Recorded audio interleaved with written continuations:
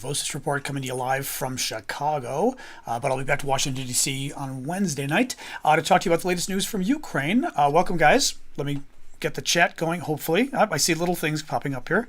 I see hearts coming. I don't see conversation yet, but I see hearts, so I know you're there somewhere. This is very strange. Oh, actually, it's because I only just created the live a minute ago. That's why. Okay. You guys aren't there yet. One moment. I started a little late, unfortunately. Hopefully this is the correct one that I've got rolling now. There you are. Yeah, I made a mistake. I didn't create the live until like literally a minute before the show started. So sorry about that. Hey guys. Hey Andre. All right. This is better now, at least. Excellent. Excellent. That's better. I get worried when I don't see chat. Yeah, like I said, I created the room a little late, so folks couldn't be actually waiting. My mistake. Tomorrow I will remember to, or tonight after the show, I'll remember to set up the new one. So that's good. Ave. Exactly. All right, I'm going to get TikTok rolling too while we're doing this. I think, well, I don't know that this matters. Yeah, the light over here. Not that necessary. Yeah. Sorry, I'm playing with my lighting here. That's okay. Anyway, the world is crumbling. All right, let me get TikTok rolling here. Go live. And then we will start in a minute. All right. There we go. TikTok. Mirror. Boom. All right, TikTok's going. That's okay. Thanks, Jens. All right. Much better. All right, now we will wait for TikTok to go live. And then wait a minute and we will... My voice relaxes you. That's okay. Good. Even if the topic isn't totally relaxing, but good for the voice at least. Hey, TikTokers. Actually, let me zoom my camera a little bit. There we go. Maybe two. Yeah, there we go. Okay. That's much better. Hello. Oh, thank you, Crazy. Appreciate the gift. Succeed as well. Thank you, Succeed. Sorry, I was still setting up the camera for the other broadcast. Oh, welcome, guys. How are you all doing? Someone gift you a membership? Well, and Matt, maybe you'll get one. The thing is, TikTok and YouTube both will automatically give out the thank you, Nicolate, and Richard and Martin for the gifts on TikTok. If people give the gift memberships, TikTok and YouTube itself decides who gets them. So, but anyway, yes, definitely throw in some gift memberships, guys. I am good, Walden. Thank you. Kind of a Monday, kind of tired. Had a nap, which is good, but my nap always makes me I think more tired when I do this show. You know what I mean? Ukraine draft dodgers. Yeah, that's a tough one. I mean, in the end, what do you do? Maybe it's not a tough one. I mean, they've got to clamp down on them. Their country's in danger and people are fleeing. I mean, I'd be worried about fighting because I'm not a guy that actually can shoot a gun, you know what I mean? But nonetheless, you can't, getting up and leaving probably isn't a good idea. Jens is giving up, but it went to Mama. Went to Mama knows best. Oh, well. Thanks, Jens. Hey, Alan. Thank you for that. UK Defense Minister being hacked? I did not see that. I wouldn't be surprised, though. Yes, thank you, James. We had Orthodox Easter was yesterday. Greek Easter, as we call it, but it was also Ukrainian Easter. And lots of other Eastern European countries. So yes, we had a very nice, huge spread with the family, lamb, the usual, Greek sausage. I mean, you name it, we had everything. Hey, Marie, привет. We had sausage. I'm trying to remember everything we had. So thank you, Marie. We had so much stuff. It was very good. Very good. Greek Easter. Orthodox Easter. We always say Greek Easter. China? Oh, that's interesting. Hey, Ellie, thank you, or Eli, thank you for the hearts. Eva as well. That's interesting. Yeah, I'm going to talk about the U.S. soldier arrested in Russia. That's a very weird story, I will say right now. Again, we will talk about that. Actually, did I even put it? I did put it. That's my top story. We are going to talk about it. All right, guys. All right, let's get rolling here. It's weird not having as many of the trolls come on TikTok. They must have... We've been devalued by the Russian trolls. They're not as interested, which is actually a good thing. I mean, obviously. Thank you, John, for the gift. I think, always better. And thank you. Who was that? Harry with the rose.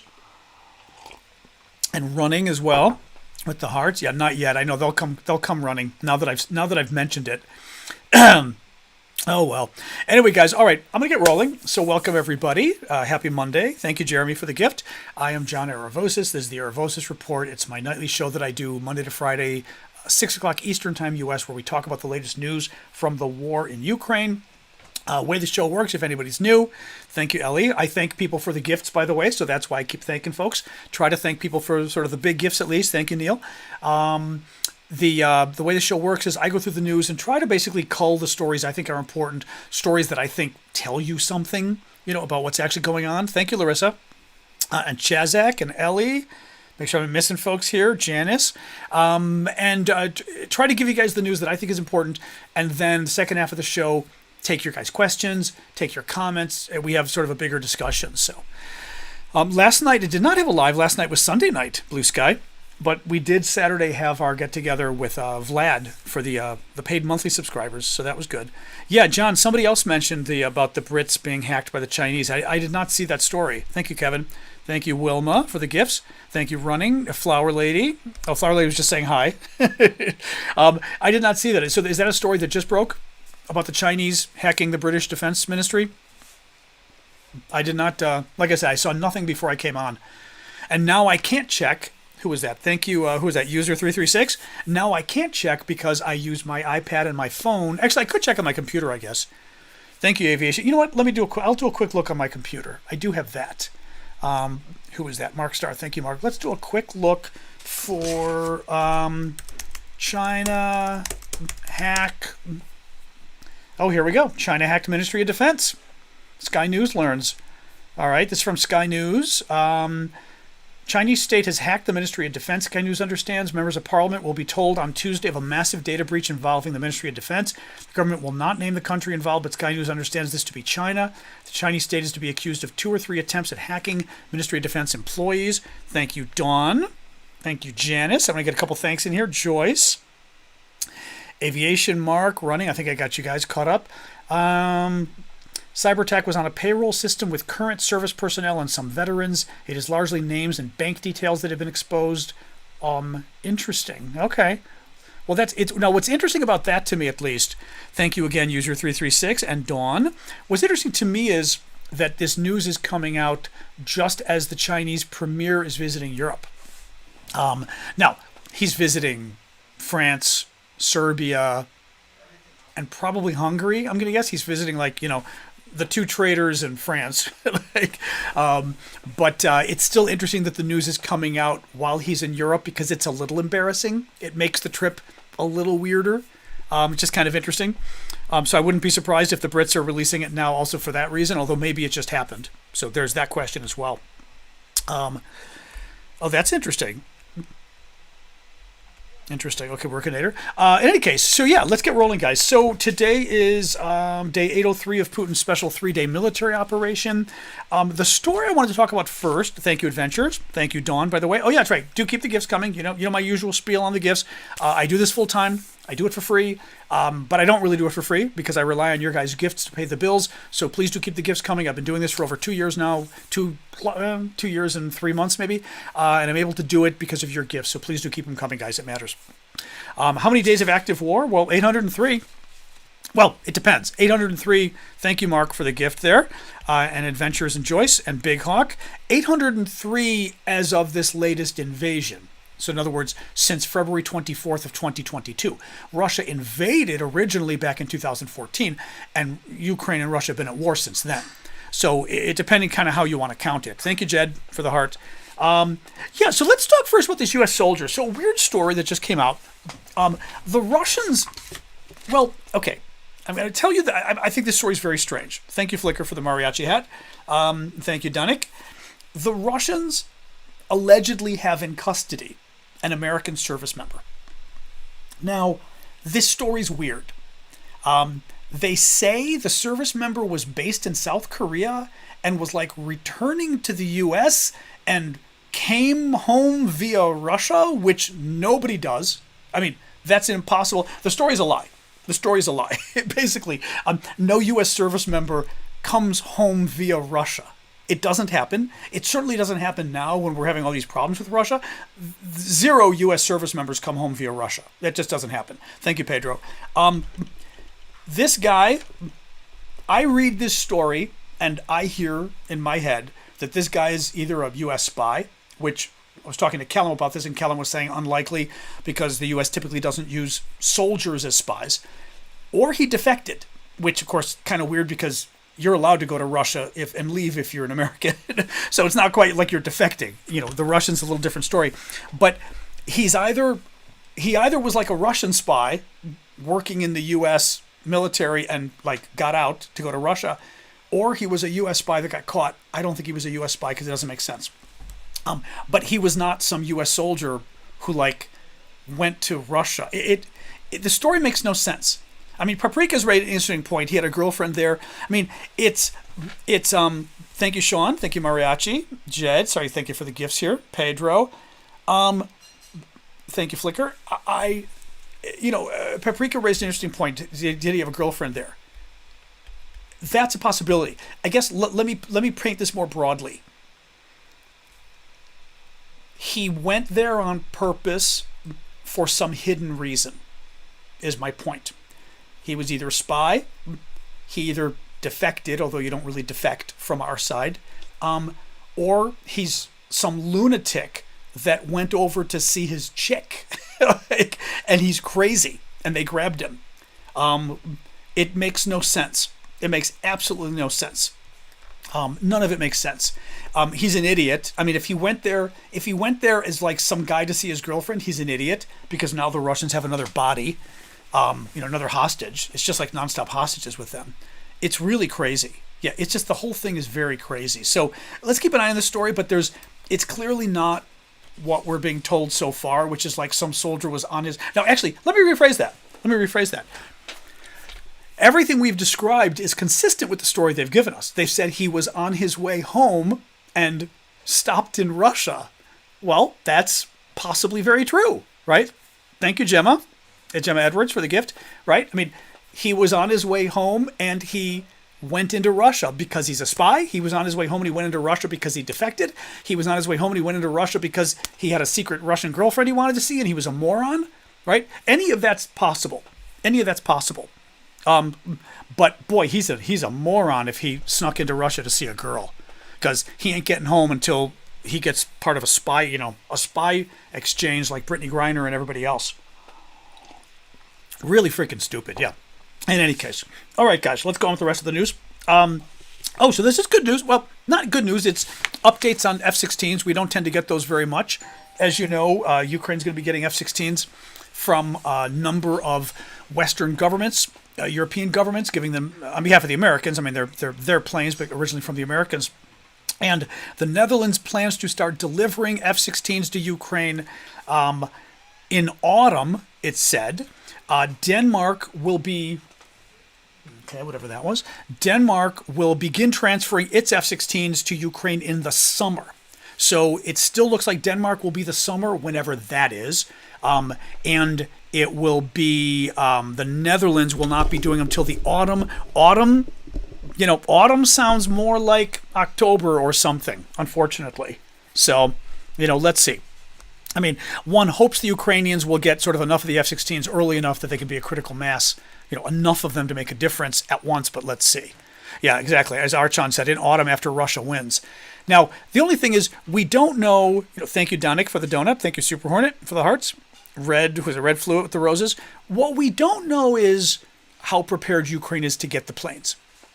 We don't know what the status is of the training and how well they did, and did they need more training, right? Thank you, Jane. We don't know what the status is of Ukraine kind of building the runways and the hangars and everything it needs to do to protect the planes and keep them safe from the Russians destroying them. So, I mean, I will put that out as a caveat that, we don't want to be sending these planes to Ukraine until Ukraine can protect the planes from the Russians bombing them. So, who knows? I mean, let's see what happens. I would just hope that we aren't the ones slowing it down, because we do seem to have a habit, it seems, of slowing down key weapons transports to Ukraine. In other words, they're prepared to get them, and we just kind of don't get it there. So let's hope that's not what's going on. Thank you, Jane. I think that's it for the heart. Joyce for Let 'em Cook. Gift. More news. Ukraine received a Patriot, or I should say Patriot missiles from Madrid, which is good. Not the battery, it sounds like. These are the actual missiles, but that's still important. Thank you, Dora. These are the missiles that are used to resupply the Ukrainian defenses. British Ministry of Defense had an update on the number of Russians killed and injured, but also daily casualties, which is interesting. Now, one thing to remember, casualties in military terms mean killed and injured both, or killed or injured, I should say. In other words, when you say 900 casualties, it means 900 killed or injured. So both are included. It's not just killed. In civilian terms, we hear casualty and we think of those killed. So it's more than that in military terms. But British Ministry of Defense says that just under 900 Russian soldiers, 899, are killed or wounded in Ukraine every day. The quote from them is, "It is likely that Russia's casualty rate will again increase over the next 2 months as they renew dedicated intensive offensive operations in eastern Ukraine." The British Ministry of Defense assesses that more than 465,000 Russians have been killed or injured since the war began. That's a huge number. I mean, that's nearly 500,000. I mean, that's a huge number. And 899 casualties a day is also a very high number. That gets back to some of the worst fighting. I want to say during Bakhmut, which was like the really big battle that was going on where the Russians were just like throwing their men to be killed, really. Cannon fodder. The Russians were losing like 1,000 a day. So 899 a day is a lot. But Putin doesn't care.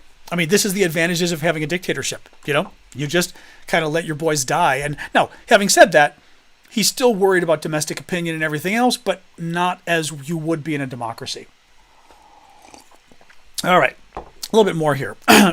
Kerch Bridge. Let's talk about the Kerch Bridge. So, Kerch Bridge is a bridge in southern Ukraine that Putin had built maybe around 2018, 2019.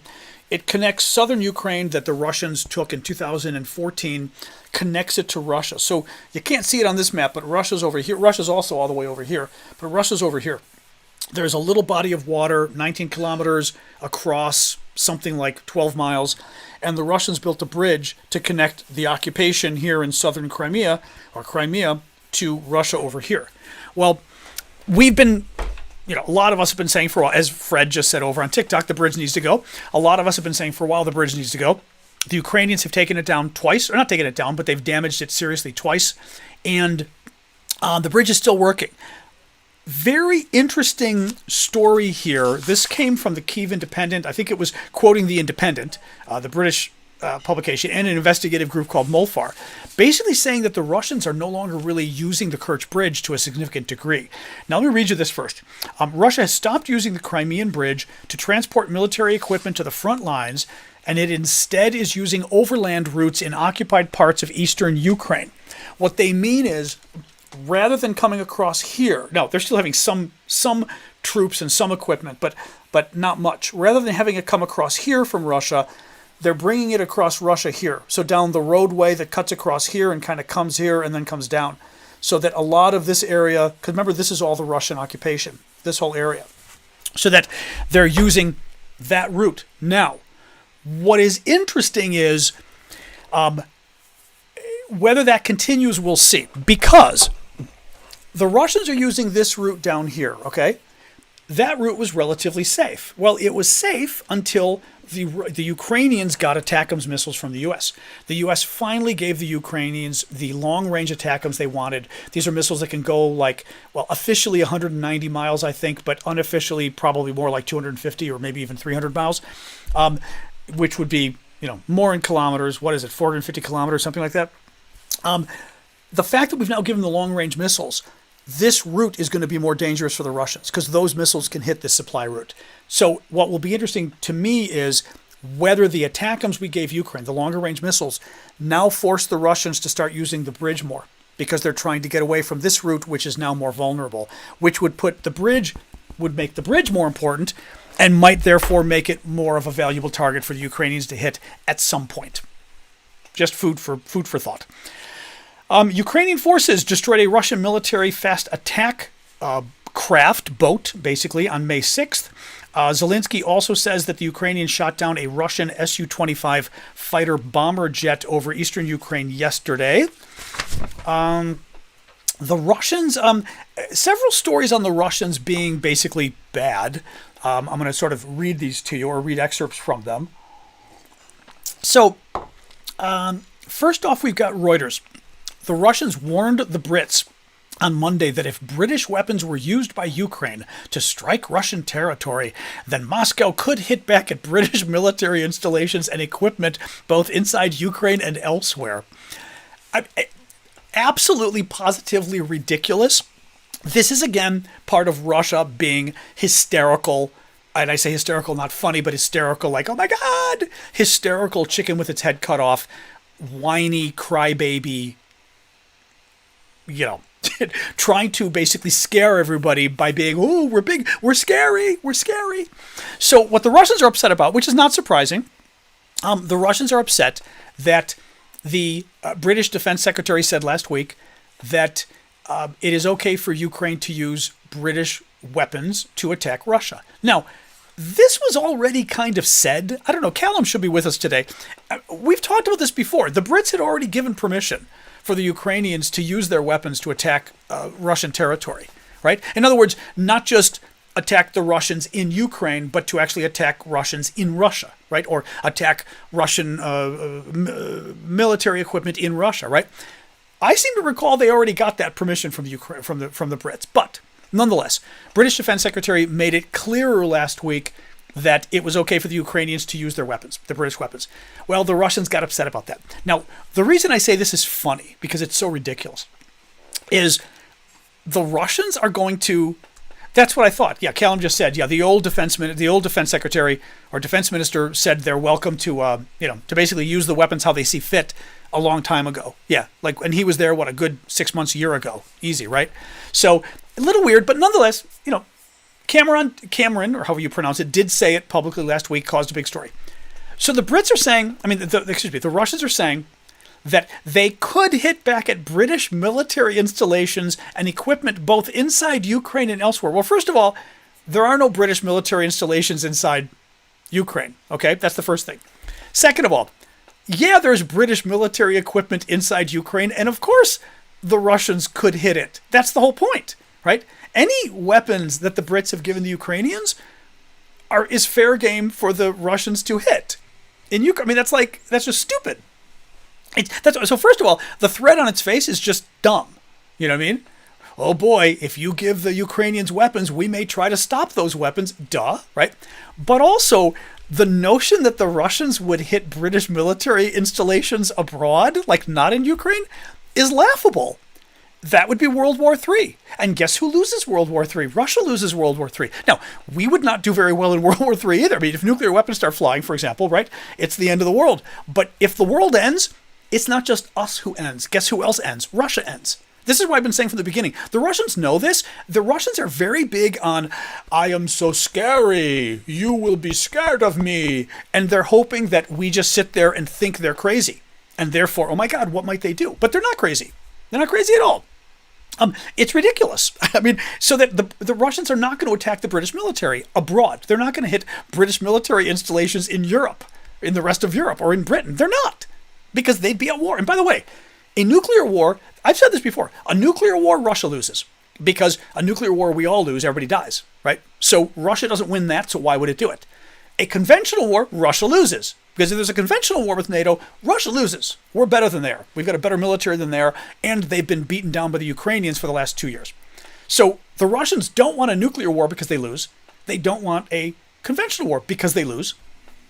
This is stupid. But again, there was recently, who was the guy that got arrested? There was somebody in, I don't recall if he was a Brit or where, somebody who was arrested for spying for the Russians in the last week. And they said that he did it because he was afraid of nuclear war. Basically, all the Russian threats got to him, and he thought that by leaking our secrets or your secrets, whoever, I think he was in Europe, by leaking the European secrets to Russia, he could help avert a nuclear war. So the Russian propaganda, this propaganda works on some people. I mean, it works on, I'm trying to sort of avoid how I say this, but was it Germany? It sounds like it was a German. I vaguely think it was Germany. Yeah, it might have been Abdul Hamid. It might have been. Yeah, I just remember it was Europe. And I do think it was Germany. Because I read it and I was like, you were afraid of nuclear war? Like, you believed that crap from the Russians? Anyway, just stuff drives me nuts. More saber rattling we call it saber rattling. It was German. Okay, Mike is saying he was German too, yeah. Saber rattling a saber, right? Your sword. And you rattle it in the sheath, like I want you to hear my sword and be scared of my sword. It's called saber rattling. And in international politics, it's when you basically make threats about using your weapons so people go, oh, you can hear my sword, you're scared of me, right? Well, the Russians also said that their forces will practice the usage of tactical nuclear weapons to counter what are referred to as provocative statements and threats from certain Western officials. So they're pissed. This actually sounds more like they're pissed at the French. Now, so they're pissed at the Brits. Now they're pissed at the French because President Macron of France has said repeatedly, now twice, that France would consider sending troops to Ukraine if the Ukrainians requested it, and only under certain circumstances. Sorry, something in my eye here. He said that basically if the Russians were to sort of cross a line and make a push, for example, Kyiv, the Ukrainian capital, or Odessa, a major city in the south, and if the Russians were to make a push to actually capture those cities, if France were invited by the Ukrainians, France might send troops. And France might have to send troops even. He didn't just say they might send troops. He kind of made it sound like they probably would. And the Russians freaked out over that. So the Russians here are saying that they're practicing their use of tactical nuclear weapons. In other words, let me rephrase this. Thank you, Elizabeth. What the Russians are saying is that they're going to practice using nukes on French troops, is what that quote likely means. Again, ridiculous. But guess which are the only two countries in Europe that have nuclear weapons, their own nuclear weapons? France and the Brits. The two people the Russians are threatening to go to war with, to bomb, are the Brits and the French. Okay, that's the first problem, is they have nukes. So there is no way in hell the Russians are going to use tactical nukes on French soldiers, because the French are going to use tactical nukes on the Russians if that happens, and the Russians know it, which is why it's not going to happen. Okay. Second thing is, I was also going to say with the tactical nukes. NATO, right? If the Russians attack the French or the Brits, we all go to war. Even under Donald Trump, there's a chance, right, that he abides by the NATO treaty and goes to war. They're not doing it. They're not doing it. Anyway, it just drives me a little nuts because, again, this works for somebody. It worked for the German guy, the German government official who became a spy because he got so freaked out by the Russians. But they're not attacking anytime soon. I don't know what that means, Wajuk. The only two European countries that have nuclear weapons are France and the Brits. There are 5 countries in Europe that the U.S. has nuclear weapons in, which include Turkey, which include, I believe, the Netherlands, which includes Italy, 2 other countries I'm forgetting. So I'm not sure if that's what you're getting at, but the only 2 countries, but they can't use those. If the Netherlands gets attacked, it can't use American nukes to fight back. Whereas France and Britain have their own nukes, so if they get attacked, they can use their own nukes to fight back. So stand by what I said. All right. What else we got here?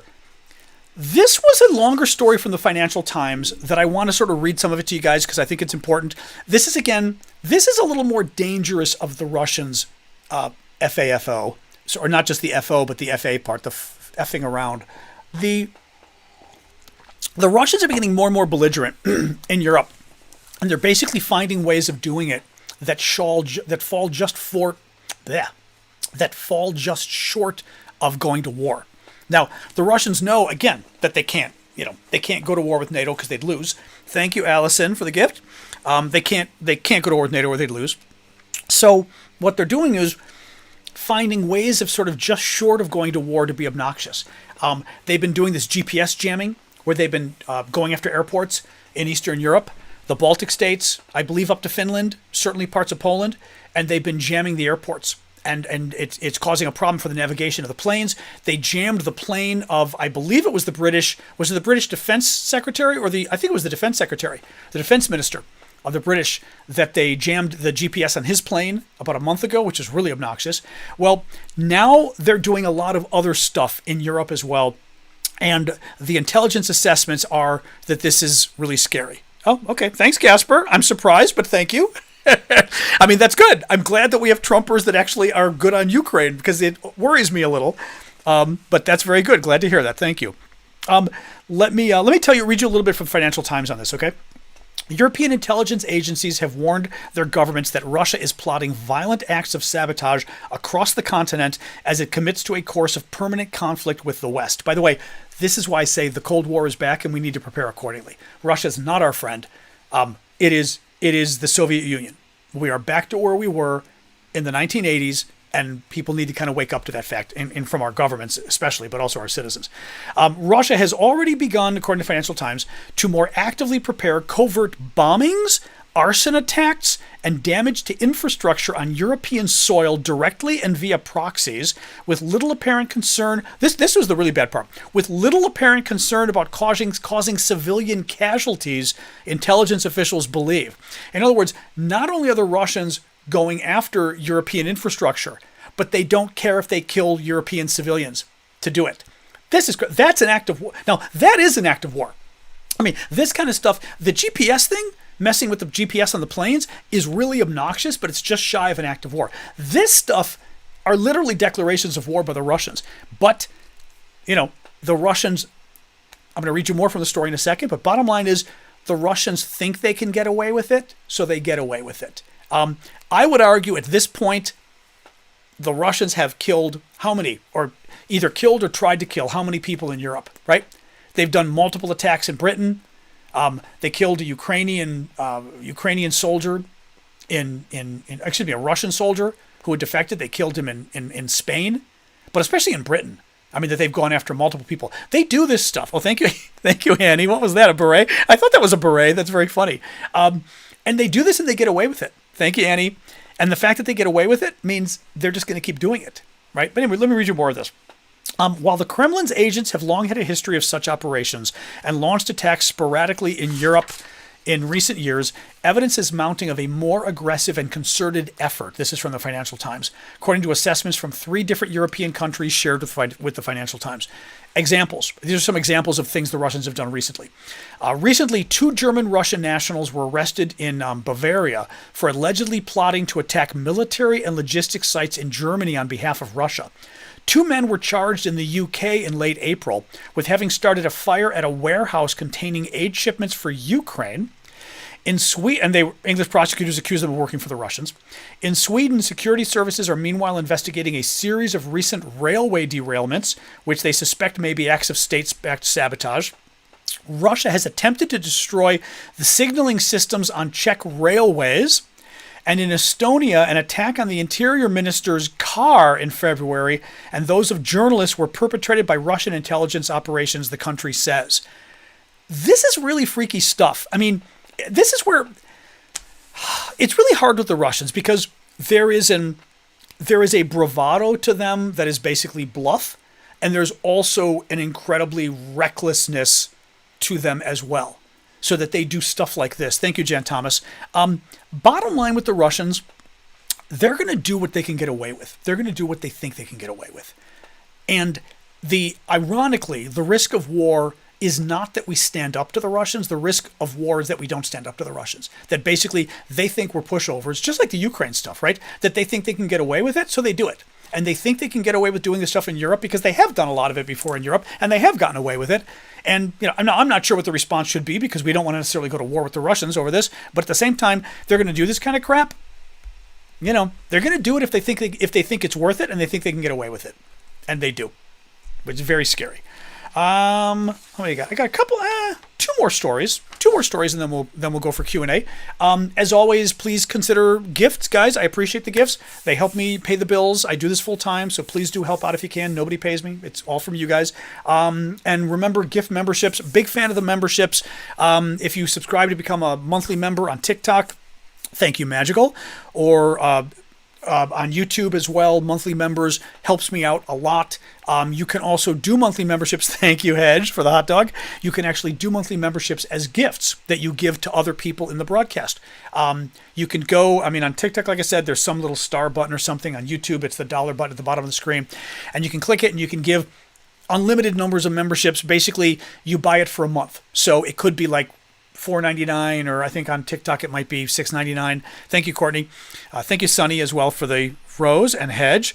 But you can buy gifts for other people, and you buy it, and it automatically goes to another user for a month, and it lets them get. You can get like emojis, special emojis. I think the most important part of the membership is I do a show almost every Saturday.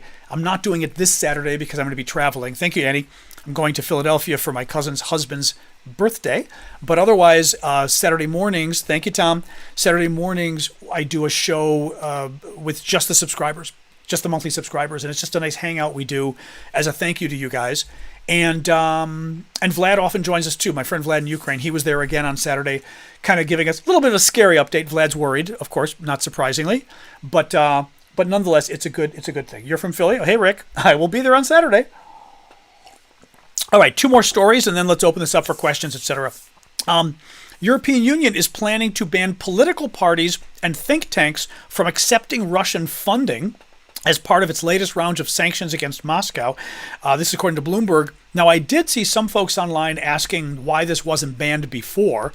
The only thing is, like, I'd have to think in the U.S., I don't even know if we could ban it in the U.S. I don't know. That's an interesting question, like whether free speech issues would kick in, because we have weird issues with the First Amendment and money in this country, where like money is speech and all this kind of stuff. But thank you, was that JLP? I'm calling you Jip. I can't see without my glasses. JLP. All right, thank you for that. I got Tom? I think I got you for the hat. Thank you. Any case, interesting.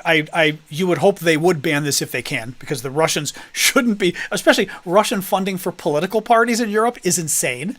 Thank you for the rose, JLP. But for think tanks as well, because what the Russians do with think tanks is it's their coy little way of slipping in under the radar. And they basically, like in France, I was seeing this, that they were slipping money to, right-wing think tanks in France that were actually, basically fronts for Russian intelligence, really. All right. One more story here. This last story I thought was interesting. Politico had a story out about President Duda thank you, Red Watts, of Poland.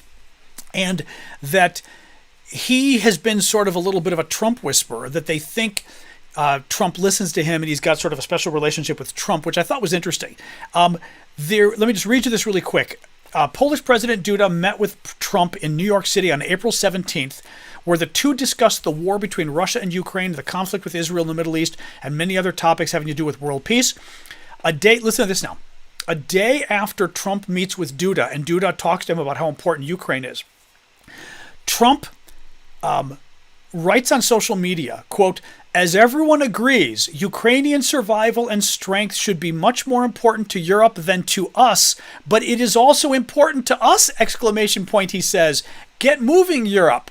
That's very interesting. Now, Trump, I will say, so it was very interesting that Trump is saying Ukraine survival is important to us, because previously Trump didn't really think that. He never said it, and there was a lot of concern about Trump being more pro-Russian than Ukraine on this topic. Now, the dog is in the kitchen barking. She either has to go out or she wants food. We'll see. If she's got to go out, you know how this works. Sometimes during the show, I have to do like a quick run outside with the dog because she's got to go to the bathroom and she's old. So you kind of, when she's got to go, she's got to go. So I'm just warning you. I don't know if you guys could hear that bark in the background, but she also does it when she's begging, which is funny. In any case, so, with Trump, I think there's always some wiggle room because he can change his mind, because I don't think he's very wedded on these topics.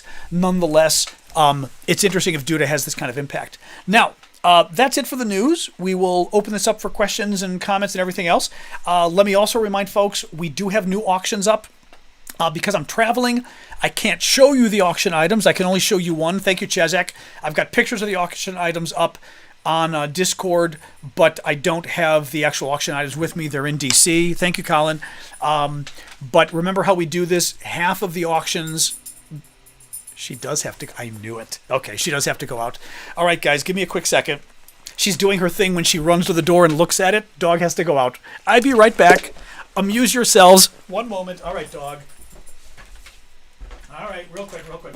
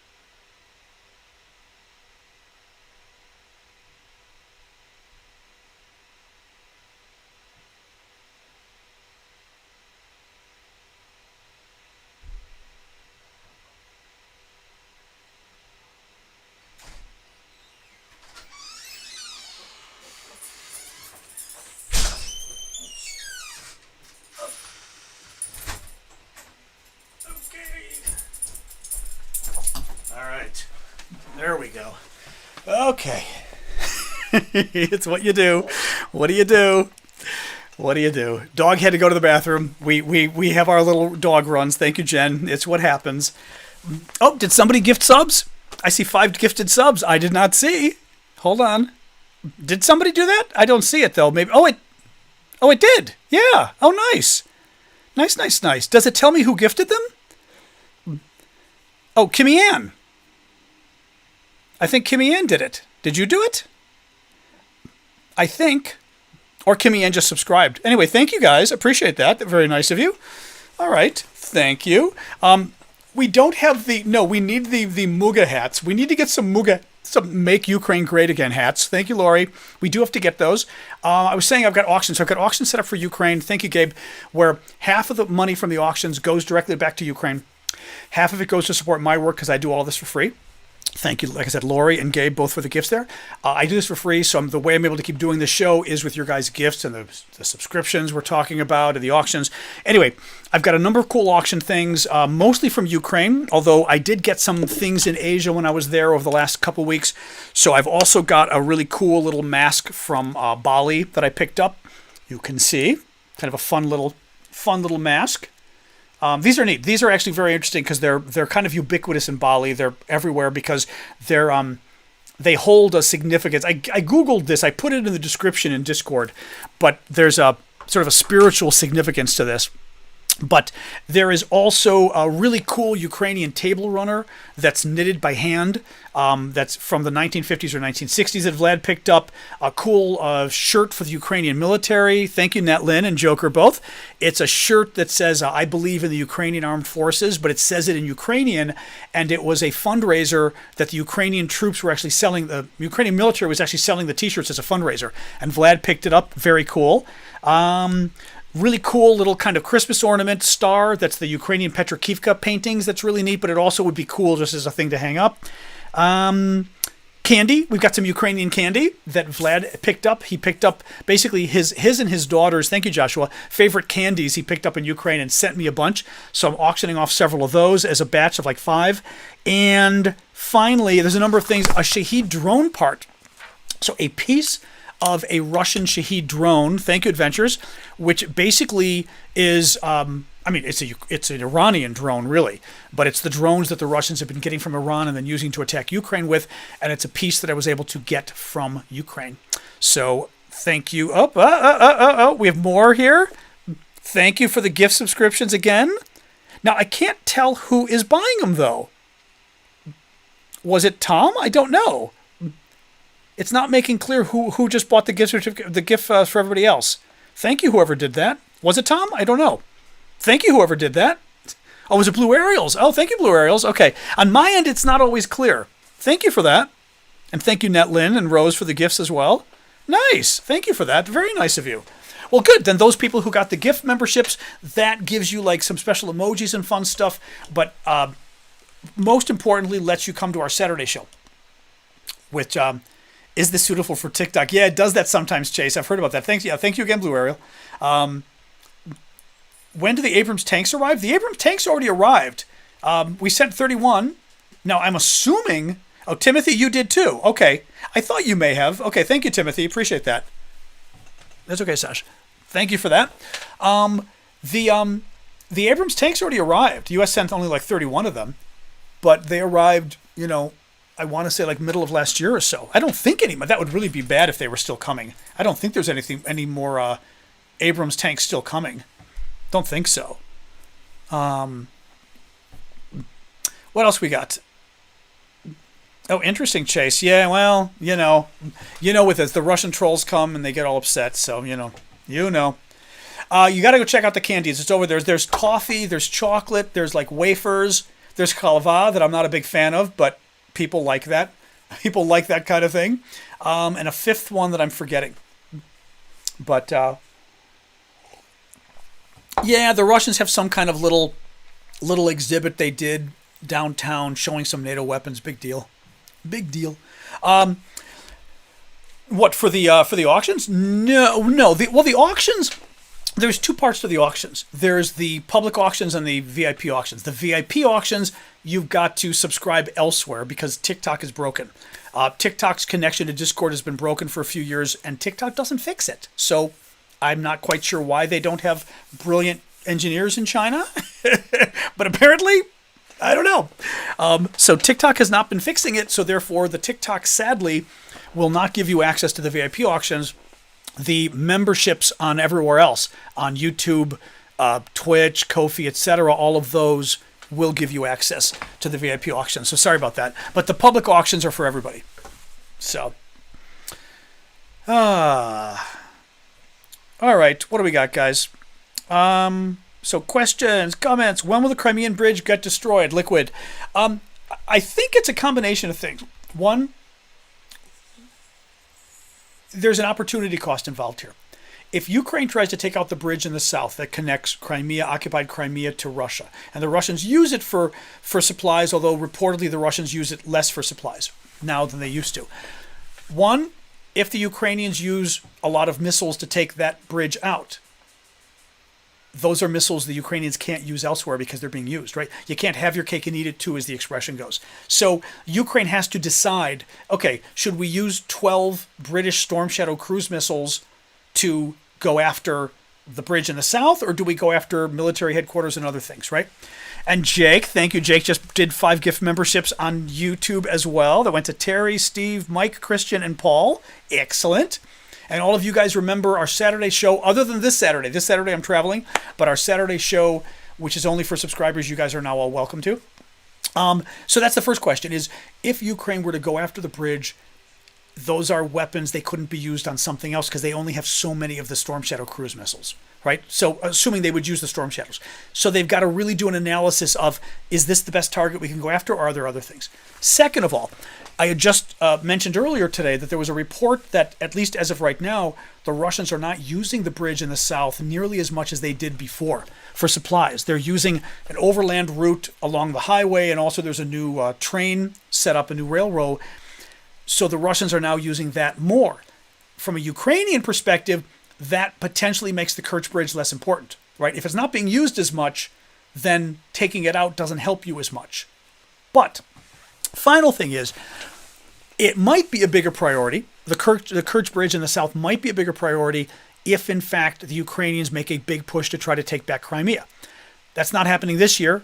It could happen next year, right? If that were to happen next year, you might see the Ukrainians take out the bridge and take out the railway, both the roads and the railway. In other words, let me show you on the map. So let's say next year, the Ukrainians make a push to try to get back Crimea in southern Ukraine, okay? They will try to take out the roadway and the railway going through here. Again, Russia's over here and Russia's over here, to stop supplies from coming in over here. And they also will probably take out the Kerch Bridge to stop Russian supplies from coming in here in the alternative. Because if they were to take this out, then the Russians start using the bridge again. So I think in that situation, you might see the Ukrainians go after the bridge. But again, it makes more sense to do it when they're actually going after Crimea. Because part of the concern is you take out the bridge, Putin fixes it, and then it doesn't really help you. So you want to take it out when the Russians need it the most, which is when you're going after Crimea. Now, Cliff has a question coming up. Thank you, Cliff. Fred Skin makes a really good question, a really good point. Fred Skin says they could easily take it out with F-16s. Is that true? Is that true? Can the weapons on an F-16, are they enough to take out the pillars of the bridge? Because they're worried about taking out the pillars. Although, actually, the planks still make it, they still set Russia back a month to put the new planks in. Keith is saying yes. Joe, everybody's saying yes. That's interesting. We have not heard people talk much about using F-16s to do this. We've heard about Storm Shadow. They haven't had the F-16s yet, right? That's interesting. Interesting.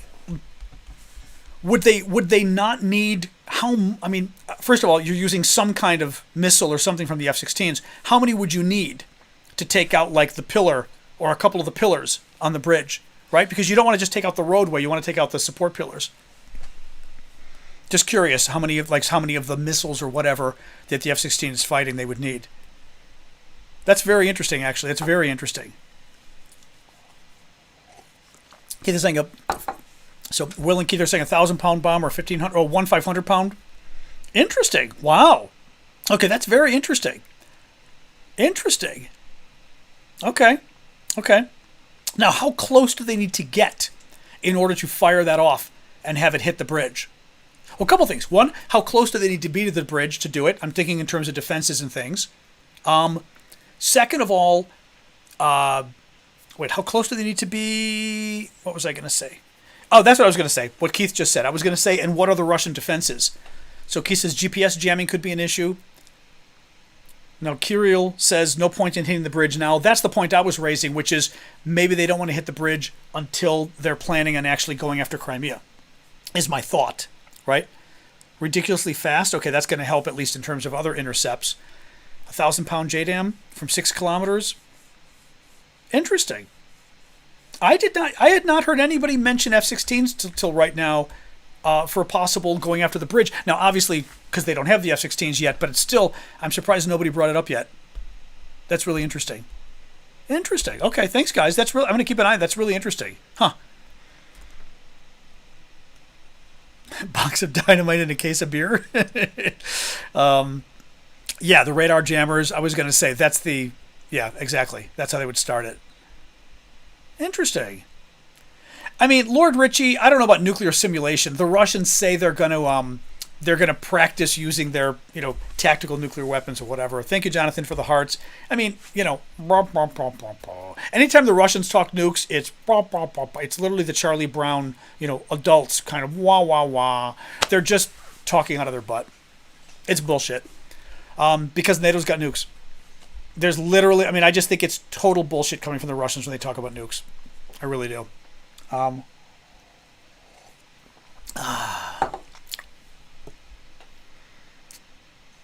Dragon Bear Theory. I don't know what that is. What is it, Paul? Sorry, Paul is talking about... we have my glasses on so I can see the YouTube comments a little bit better. I don't know what the Dragon Bear Theory is.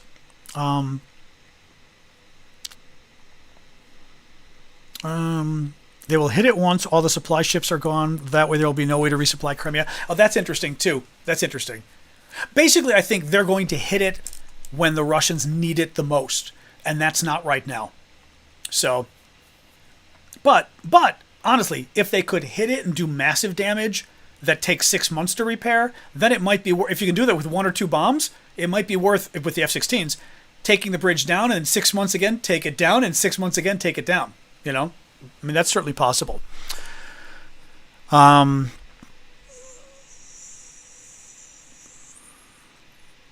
don't know, Uncle Choppy. Uncle Choppy's saying, bad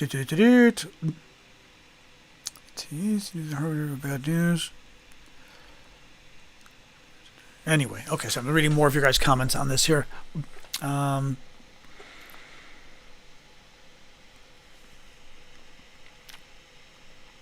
Well, that's funny. Yeah, Philip says the question is whether the nuclear weapons will even fly, considering how old they are.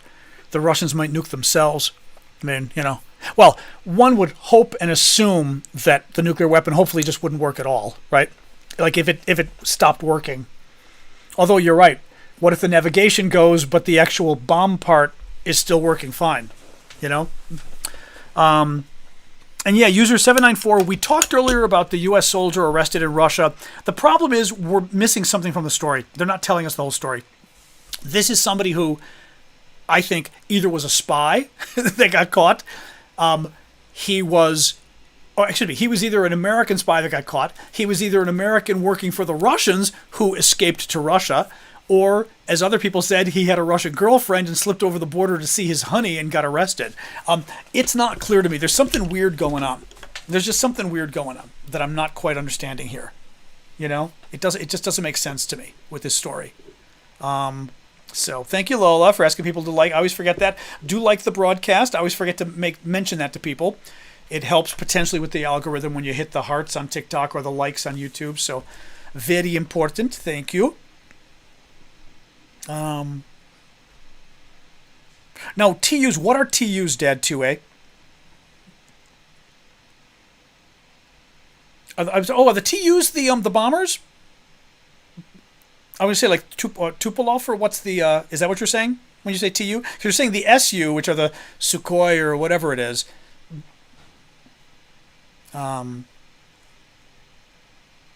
Thank you, Maggie, for the gift. Tupolev, that's what I thought. Okay, but what kind of planes are they? I'm forgetting. Are those the bombers? Are those the long-range bombers? For example, are those the ones that they're kind of flying over the Caspian Sea and shooting, like the long range? Oh, did you explain Dragon Bear? Okay. Let me look here. Sorry. 1 second here. Okay. Oh, Cliff did have a question on Sebastopol. Let me see. The bombers that they are always airborne before the worst of the airstrikes on the cities. Okay, that's what I thought. Those are the ones that are like flying over the Caspian Sea, and they're shooting the missiles at. Yeah. All right. Let me see if I can find Cliff's question. Cliff, this is never easy. Oh, here it is. What would it take to assault capture of Sevastopol, and is it important? Again, you're asking me a military question. Do others know? Cliff is asking, what would it take? Now, I guess you're saying to capture Sevastopol? It was important. Sevastopol is sort of the lead city in Crimea down here. It's the huge Russian naval port. Ukrainian, but the Russians stole it, basically, where they were renting it and then they stole it when they invaded. Hugely important to the Russians having this port. A little less important right now because the Russians have had to move their ships over here. Is it Novorossiysk, I think it's called? One of the Russian ports that's over here because they kept getting bombed by the Ukrainian drones over here, by the boat drones. So they had to move out of there. So probably a little less important, but I don't know. Maddie is saying can't capture it until supply lines are formed. What are other people saying? I was going to say, okay, there's a good point.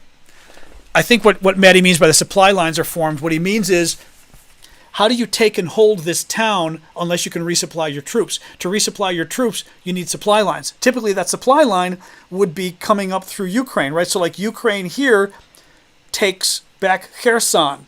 So now they've got a direct line here. Or right here, they come through and they take this down. So they got a supply line. Then they take they take all of Crimea down to here.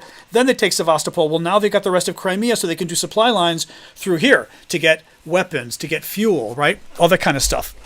That's what I think you're going at. Yes, there was another boat sunk yesterday. I did mention, or today even. They said May 6th. I think it was today. Yep. Jeff says it's a year-round port, Sevastopol. Nearly all Russian ports cannot operate in winter. Ah, okay, that's interesting. Okay. There was some legislation passed about auditing the aid going to Ukraine. There was something in recent legislation. Sorry, because somebody asked. Would Ukraine do any attacks on the Kremlin? Magical says, they have. They've done it with drones, remember?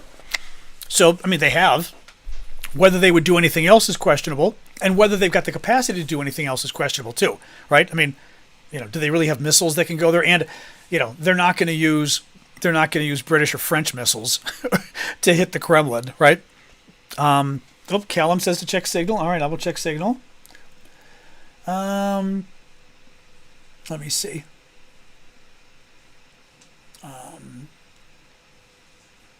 Let me see here.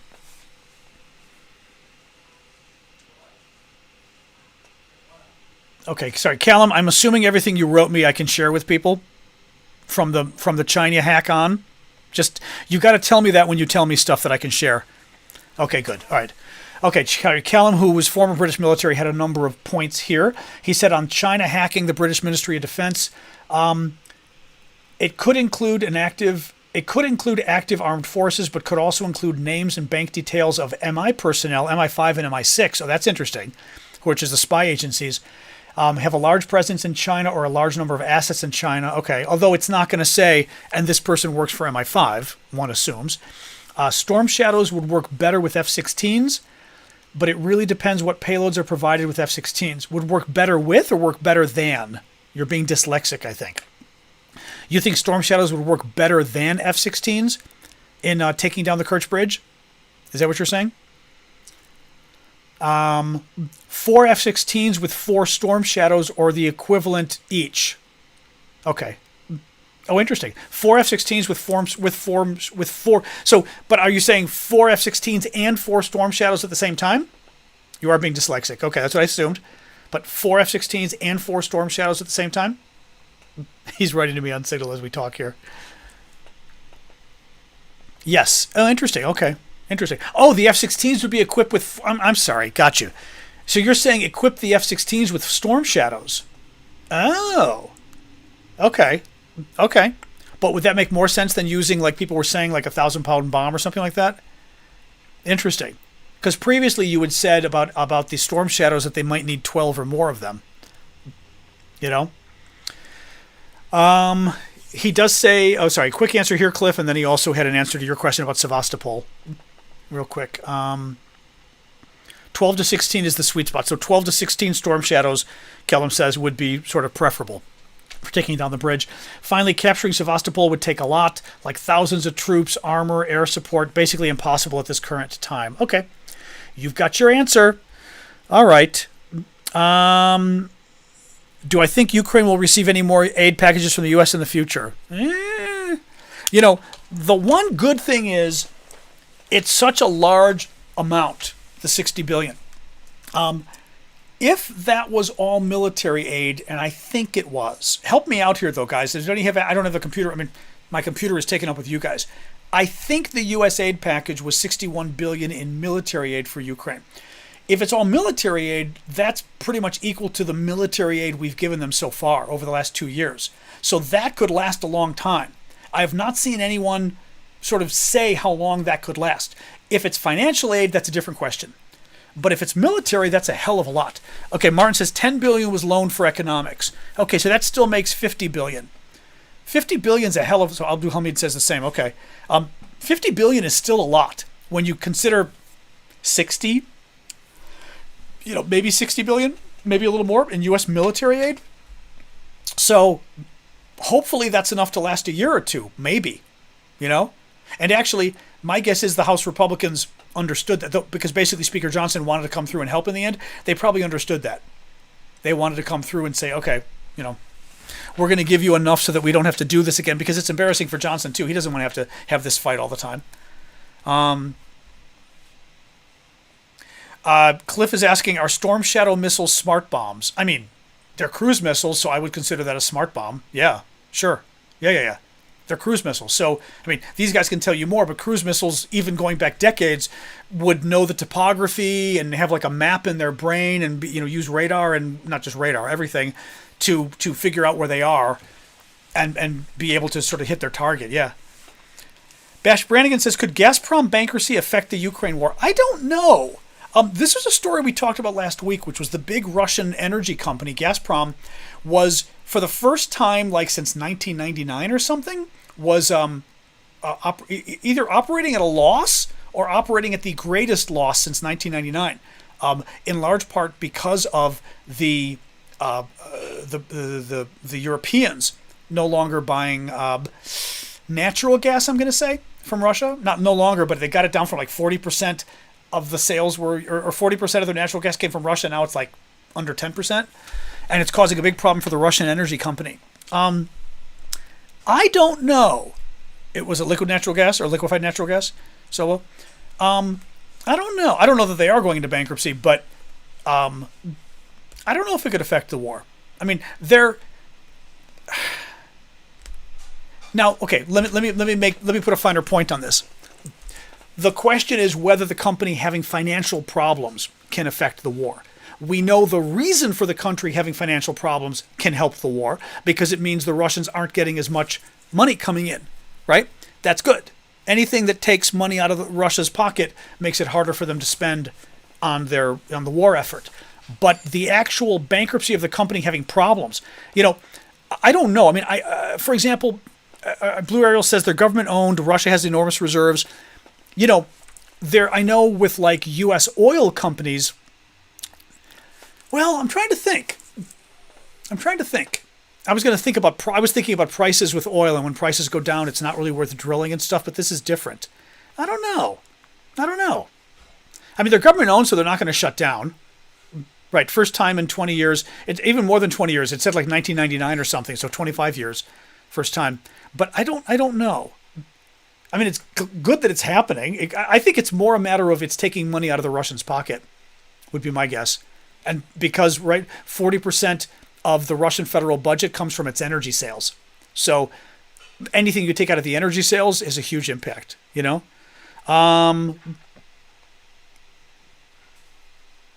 Right, taking out their means of processing will affect Russia. Yes, but that's not what we're talking about. I'm talking about the actual fact that this company is struggling. Will that somehow impact Russia? That the company is struggling, not the fact that their processing is in trouble or whatever, right? Is Russia selling oil now? Sure. Yeah. Yep. I want to say India. Isn't India? China, maybe. India, I think, certainly. They're definitely selling oil. They're selling a lot of oil. Yeah. A ton to India and China, Mr. Biggs is saying. Yeah. Adam says U.S. will lose appetite before Russia. That's entirely possible. But Ukraine will fight a guerrilla war, and that's a guarantee. That's an absolute guarantee. In the end, yes. In the end, the Ukraine is going to. I think Ukraine's going to do a guerrilla war anyway on its territory that's occupied. They're already doing it, but they're going to do much more probably as time goes on. I would think. What else? Philippines buys oil for. Oh, that's what you were saying, Iman. I wasn't sure. Okay, Philippines is also buying oil from Russia. Okay. Now I know the Russians are having to sell some of the energy at a loss, but at a lower price, like the I think it's natural gas or liquefied natural gas to the Chinese. They're selling it for like 1/3 less than they were selling it to the Europeans. So that's good. Again, making less money on it, which is good. All right, what else? Saudi Arabia is the biggest buyer. Oh, that's interesting, Terry says. Of which? Of the oil? Not of the oil. It's got to be natural gas if it's Saudi Arabia, right? Although even natural gas, why would they need to buy natural gas? I guess they don't have any. Yeah. Although you think Saudi Arabia would be like built on oil, right? I know. Archon says, how long before China demands Siberia in exchange for continued support? One can only hope, Can only hope. They process for Russia? Okay, that's interesting. But they're buying oil? What does that mean, Terry?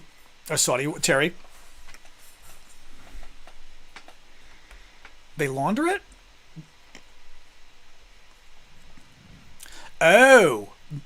Oh, I see what you mean. Interesting. Oh.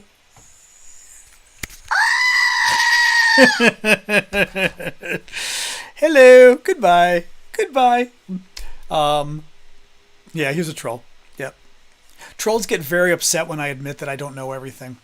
That's one of the aspects of being relatively intelligent, is you're not really afraid of admitting you don't know stuff because, like, you know what I mean? Like, I don't care.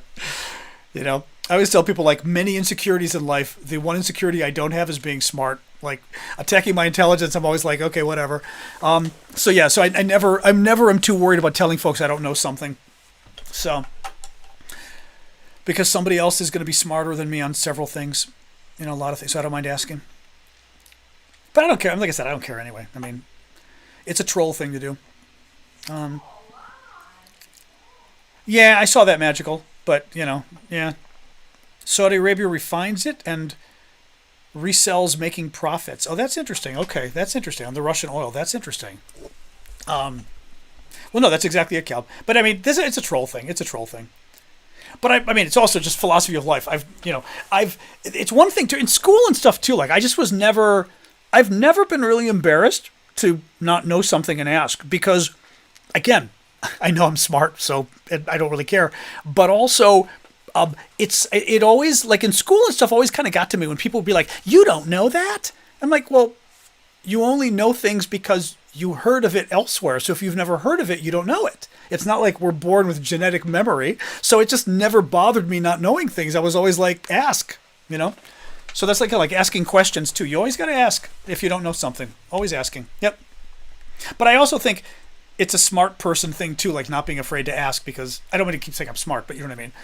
Because you're not afraid of somebody accusing you of not being smart or something. It's like, whatever.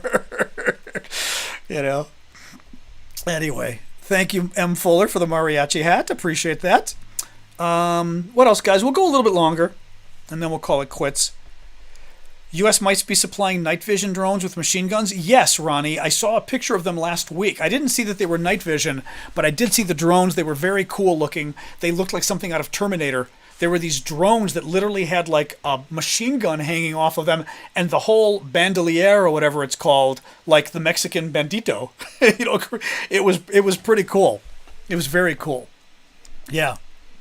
Anything about conscription in Ukraine? No. I mean, I'm not sure what to sort of add on it. They did pass a recent subscription law that kind of expanded things a bit, but I think the Ukrainians are worried. Interestingly enough, the Ukrainians, like the Russians, are both worried about conscription, about basically drafting people and having it be a politically hot topic.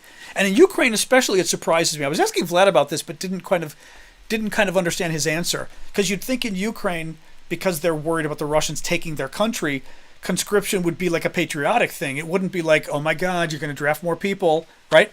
You'd think it would be like, yes, we're going to draft more people. Now, having said that, it's 2 years of a war. People are tired. A lot of people are injured and killed. So, understandably, they may not be thrilled about that, Well, it's been 2 years since this aspect of the war started. It's been going on since 2014 otherwise, because Russia invaded first in 2014. But yeah, 2 years since this part. 2 years and 2 months, 3 months. Thank you, Bash Brannigan, for the rose. Last minute push for gifts before we sign off. Well, I will do a quick little recap before we go too. I know a lot about Russia, Lillian. I've been to the Soviet Union. I've been to Russia, studied it in graduate school at Georgetown for my master's. So I'm going to guess I know more than you do about Russia. So I'm not too afraid to talk about it.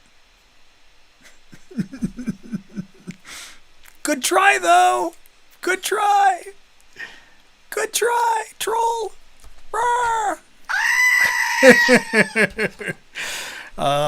Exactly. According to the Russians, only 10 people were killed. Exactly. Nobody cares about the coup in 2000. There was no coup in 2014.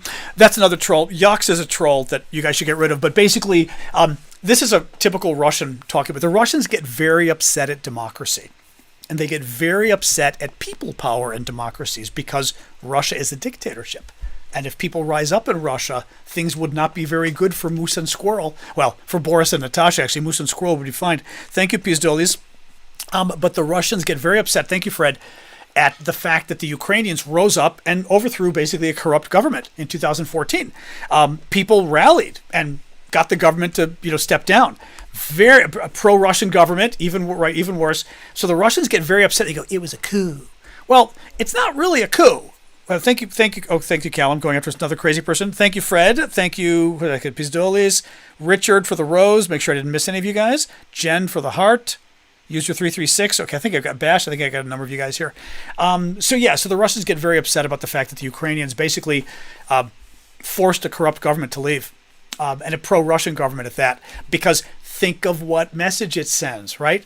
If you're a Russian dictator, you can't have a Slavic brother on the border, people rising up, people like regular people rising up and overthrowing a bad government, right? Think about that. What does that mean? I mean, if you're Putin, do you want Russians to know that People like them, people that, mind you, Putin claims that Ukraine is Russia, right? They're Russians. They just don't know it. So from a Russian perspective, from a Putin perspective, these people are Russians and they rose up and overthrew a corrupt government. Well, if you're Putin, do you want Russians to know that Russians can rally and overthrow a corrupt government? I don't think so. That's not something Putin wants the Russian people to realize, that they can, that if they get together, they can overthrow a corrupt government, right? Because that means Putin's going to get overthrown. So it is super important for the Russians to always talk about Ukraine and pretend that the U.S. had a coup d'etat and the U.S. overthrew the Ukrainian government. Thank you, Blue Ariel. And thank you, Tom. Anybody who pays any attention to Ukraine knows full well that the Ukrainian people rose up. It was a big revolution. I mean, it was all over the news. It's not like we didn't see it happen. The Ukrainian people rose up and did this. And it makes, like I said, it makes the Russia sycophants very upset. It's basically the Russians makes them upset because it's very dangerous to Putin, the notion that a people can rise up for freedom. Very dangerous if you're a dictator, right? So, thank you, Jill, or Jill. Well, I don't even know what to call your name. I'm going to call you Jill. Jill Artobelin. For the sometimes your guys' names are like puns that I don't get. I've noticed, but thank you for resubscribing. What else we got here? Oh, Abdul Hassan is tricking us by going on both. I see you on both platforms. You got a name that is like easy to not forget. Thank you, Frankie, for the gift. God, who knows, Daniel? That's a bigger question. What would it take for the Russian people to rise up? Who the hell knows? Who knows? I mean, you'd need somebody like my friend Marion to answer that question, who's like, I mean, a diehard Russia expert. Marion's my friend who was doing Russian law at one point. I mean, fluent in Russian and was working in Russian, like Russian constitutional law in Russian. I mean, imagine the knowledge of Russia and the language for that. You'd have to have somebody like that to talk about why is it the Russian people don't rise up, and what would it take for them to rise up, you know?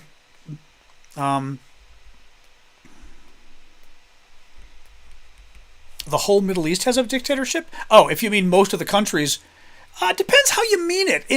They're, I mean, maybe authoritarian, right? I mean, Egypt is authoritarian now. Jordan, I wouldn't call it a dictatorship, but they do have a king. It's an authoritarian I mean, right? I mean, what do you call it?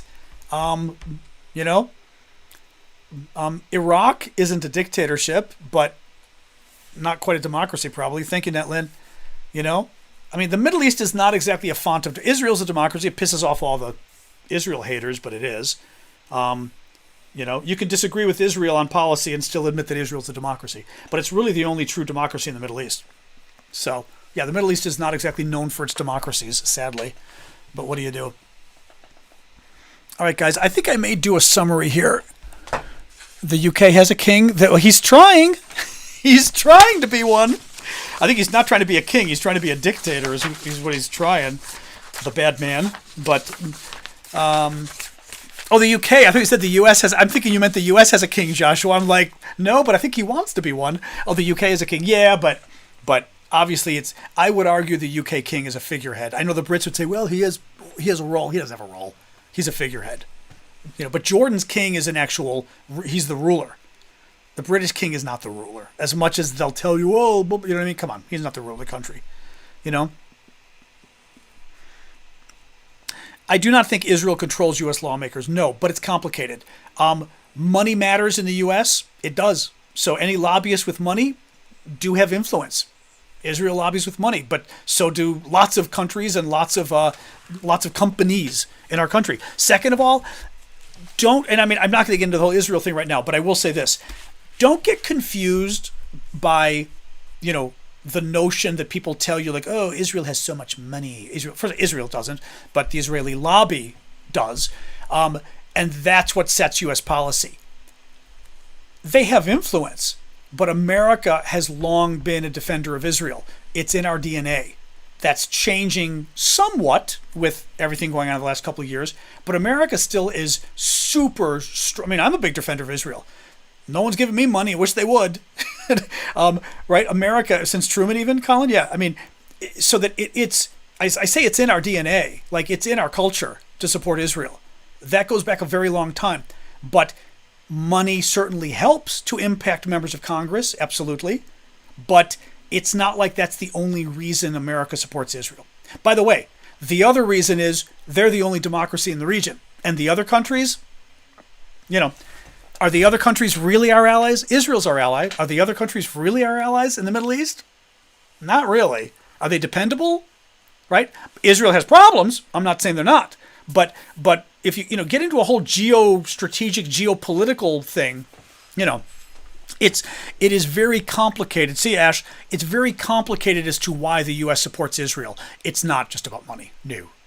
What I mean is there are very firmly held beliefs among Americans and among American policymakers about why we support Israel. It's not just, the scary people, the scary lobby gets its way. Religion plays a role too. That's a good point, actually. Yep. Jushin? I'm not going to pronounce your name, however you pronounce your name. Religion plays a role too. It does on the right. On the right it does. The far right, the far religious right, believes, it's complicated, but they basically believe that Jesus can't come back unless Israel exists, so Israel has to exist for Jesus to come back. So they've got to protect Israel so that because they all think Jesus is coming back, sometime soon. So that's a part of it too. Now, mind you, it gets more complicated because they also believe that Jesus is coming back and that he's going to wipe out 2/3 of the world's Jews, that Israel's going to go up in flames. Thank you, Christine.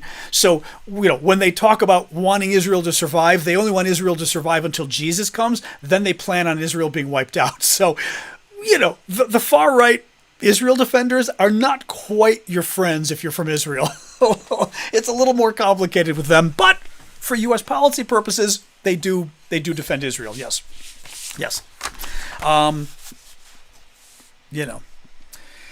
Anyway, all right, guys, let me do a quick summary of the news. All right. And we're going to go on, and then we will, I'm going to do the summary of what we talked about, and then we'll sort of call it quits till tomorrow. Okay. Day 803 of Putin's 3-day special military operation. The Netherlands plans to start delivering its F-16 fighters to Ukraine in the autumn. Denmark still planning on delivering them in the summer. Ukraine received Patriot missiles from Madrid today from Spain, or this week, it was announced. The British Ministry of Defense says just under 900 Russian soldiers are being killed or wounded every day in Ukraine. That's a very high number for the war. And they assess that 465,000 Russian soldiers have been killed or wounded since the war started. That is a huge number in terms of wars. The Kerch Bridge is no longer key. This, according to an article, I think in The Independent, talking to investigative group Molfar, saying that the Russians are, at least at this point, not using the Kerch Bridge in the south as much as they did in the past to ferry troops and supplies to occupied Ukraine, but that may change. Ukrainian forces destroyed a Russian military fast attack ship or boat on May 6th, today. Zelensky also announced that the Ukrainian forces shot down an Su-25 fighter bomber of the Russians. Reuters reports that Russia warned Britain that if British weapons were used by Ukraine to strike Russian territory, Moscow could hit back at British military installations, which is a total joke. It's a bluff and it's irrelevant, as I explained in depth. The Russian Defense Ministry announced that its forces will practice the use of tactical nuclear weapons in response to, I think they're responding to the French saying that they might put troops in Ukraine. And the Russians are basically saying, if you put troops there, we're going to nuke them, which Russia will never do because France has nukes. It's again, when Russia talks about nukes, it's a bluff. Financial Times. European intelligence agencies have warned their governments that Russia is plotting violent acts of sabotage across the continent as it commits to a course of permanent conflict with the West. The European Union is planning to ban political parties and think tanks from accepting Russian funding as part of its most recent round of sanctions.